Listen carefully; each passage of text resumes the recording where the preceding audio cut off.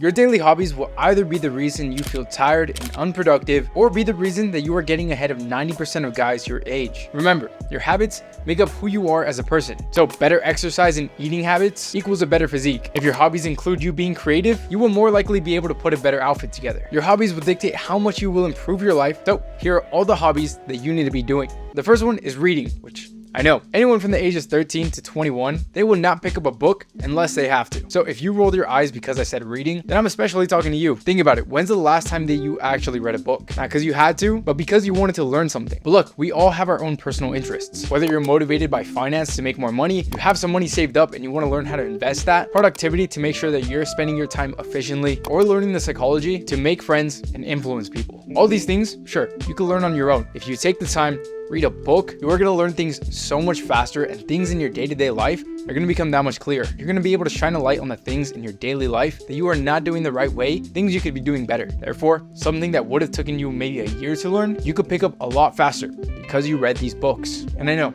you don't know where to start. I still have trouble sitting down and being able to read a book without my mind wandering. So if I ever have a long drive, or maybe just doing cardio at the gym, hop on some AirPods, download Audible, and start listening to a book. Once you get into the habit of listening to books, then you can sit down and read more. Down in the description, I'm going to have all my favorite books that I've read and ones that I'm currently on. So this includes The Psychology of Money, Atomic Habits, The Power of Now, and a lot more. And look, I didn't mean to call you out earlier, but if you're like me and you have rot brain, where you can't sit down for 15 minutes without your mind wandering into what other people are doing, and then you start fiending to go on TikTok or Instagram, sorry to say it, but you have a problem. One thing that's helped me is earn the time that you want to scroll on. If you know you're gonna sit down and you only want to spend 15 minutes on TikTok, it's not gonna be just 15 minutes. But if you do plan to go on TikTok for 15 minutes, then do that after you read for 15 minutes. Chances are you're probably not even gonna want to go on TikTok after. This hobby has helped me a ton. So definitely do the same thing for you. Let me know if you decide to try it. Now, especially for us young guys, we can all agree that our biggest fear is losing our hair. As of lately, I've been more confident that that's not gonna happen because I've been using today's video sponsor, Copenhagen Grooming. More specifically, I've been using their hair regrowth kit that comes with the only 3 products that you need to make sure you are keeping your hair and preventing any hair loss. That's the boat that I'm in. I'd like to say that I'm lucky enough to not see anything, but I'm only 21. And the thing is, 2 out of 3 guys start to see balding before they even turn 30. This has kept me up at night. But ever since I started using this growth kit, I've been a lot more confident in the fact that that's not going to happen. And the reason why I'm so confident is because they're even more confident. Because if you use the hair regrowth kit for 150 days and don't see any results, they're going to refund you your money back, which means it's risk-free. And there's no harsh chemicals that you should be afraid of. That's the thing that's always held me back. I've always wanted to start looking into ways to prevent hair loss, but having so many chemicals and things like minoxidil, I heard that once you start using it, that you need to keep using it in order to see results. But with more natural ingredients, you're not risking any harsh chemicals onto your scalp, but you're allowing for your hair and your hair follicles to do what they're already supposed to do. And yet, even better. But with the hair regrowth kit, there's 3 products. The Moon Roller, which allows for micro needling. I mostly touch up the spots that are more problematic for most guys. Usually the first sign is a receding hairline. So I use the Moon Roller on my hairline to make sure that I don't see that anytime soon. Before even using this, you spray the cleanser to make sure it's sanitized and everything is clean so you don't risk breaking out or damaging your hair. And the final step is to use the activator. This has ingredients like Campila longa, which is their alternative to the harsh chemicals that other brands use, which makes this brand the perfect option to prevent and regrow any hair. So whatever your hair goals are, Copenhagen Grooming can help you achieve them with a 20% discount using code Ramirez20. And again, with that risk-free money-back guarantee, there is no reason why you should ever risk any hair loss or make your hairline stronger than it's ever been this year. The second hobby is a no-brainer, and that is exercise, which is something that you should already be doing. Any type of exercise counts. So if you're in school and you're playing some sort of sport for your school, then that counts. You're on a great track. But you got to keep in mind, you're probably doing it because you have to. Maybe you grew up always playing sports, so now it's just a habit. Can you honestly go on a run or go to the gym if somebody's not there to tell you to do it or how to do it? If not, then you do have an issue. And now you need to make it a real hobby to actually do exercise because you want to improve. If you want to improve your cardiovascular health, then do running, do cardio, something that's going to help you improve that. If you want to improve your physique, gain muscle, then go to the gym and do exercises that are going to help you do that. A lot of people like to forget that exercise has different reasoning and different goals for everybody. Figure out your goals when it comes to exercise. Do you want a faster mile time? Do you want bigger arms? Do you want to be able to fill out your shirts better? We'll figure out the ways that are going to help you do that. Hopping on a workout program to show you exactly what to do in the gym, it's going to help you out a ton. That's exactly how I started to take the gym more serious. And honestly, since I stepped into the gym for the first time in my life, when I was about 15 years old, my life has improved. And I realized I enjoyed exercise a lot more when there was not somebody screaming in my ear to run another lap. And if you've always had an issue to stick with your exercise regimen or just in general, always make it to the gym, make it easier on yourself. For me, whenever I start to slow down on the gym, I buy more gym clothing,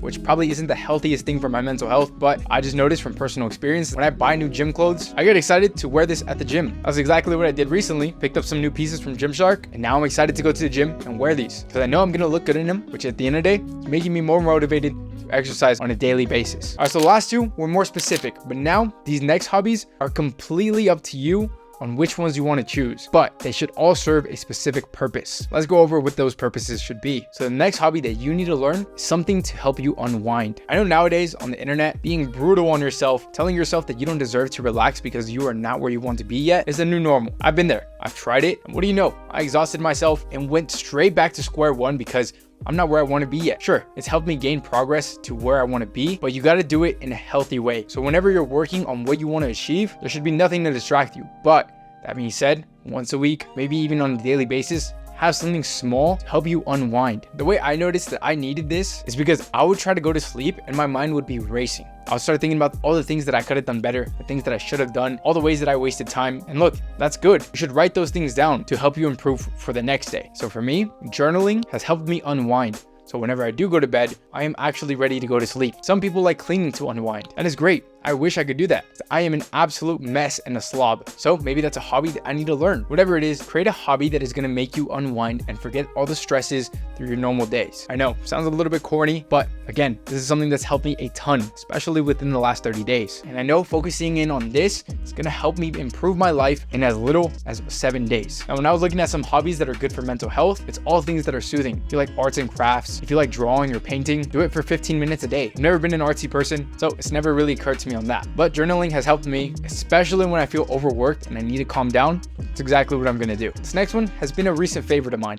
That is something to expand your creativity, especially someone who creates content on social media. Creativity definitely puts you ahead of other people. That being said, I've never been a huge creative person, and I thought that would always doom me from the start. I thought because I wasn't necessarily a creative kid, I would never be creative moving forward. But creativity is something that you could pick up on, especially when you make it a good hobby. What are some hobbies that are going to help you expand your creativity? These are going to be things like photography, videography, again, painting or drawing if you wanted. These are all things that you could put your own edge on to make yourself or your work stand out better. And look, this used to frustrate me a lot when I was younger. I would see other people who just pick up on these kinds of things, who would see things differently because of their creativity. Again, I never thought that I would be like that kind of person, but looking into photography or videography has helped me explore that everything has a different angle. I know that sounds a little bit weird and corny, but trust me, I'm on to something with this one because it is 100% true that there are different perspectives to everything. So being able to showcase your own perspective on things is helping you expand your creativity. I am never going to be that person to paint a mural, but that doesn't mean that I'm not creative because I could put my own spin on things and I'm going to be able to do it better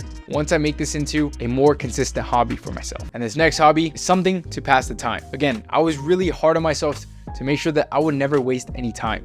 That being said, sometimes you do have to pass the time, and it's more than just unwinding because this is something that you need to genuinely enjoy. And this is where I disagree with a lot of the productivity gurus on social media nowadays. It's okay to play video games. It's okay to waste time, only when you keep it managed and controlled. If you start up your console thinking you are only going to play for an hour, next thing you know, it's 3 a.m., you have a problem. So if you need to, get yourself a timer, and when you're done with all your homework or anything that you're working on and you want to pass the time, then sure, hop on your favorite video game, do whatever you want to do to pass the time. Going out with your friends, that's fun. I am getting a lot better at not feeling so guilty for passing the time. There was a period of time when I would go out with friends, I couldn't stop thinking about how I don't deserve to be here. I haven't done enough to make sure that I am enjoying my time today. That really messes with your head. I know, because that's exactly what happened to me. So now whenever I do want to pass the time, I do make sure that all my work is done. I make sure that I'm not procrastinating on anything else. That being said, playing video games isn't necessarily the worst thing. I would much rather sit at home playing video games than go out and spend hundreds of dollars going out with friends. Again, there's a time and place to it. There's a balance to everything. As long as you're making sure that these hobbies are consistently making you improve, then you're on the right track. And you should notice that in as little as 7 days, your life should improve. That being said, this is all the good stuff. You got to make sure that you're eliminating the bad habits. If you want to know the worst habits that you need to drop, here's a video that's going to show you exactly that.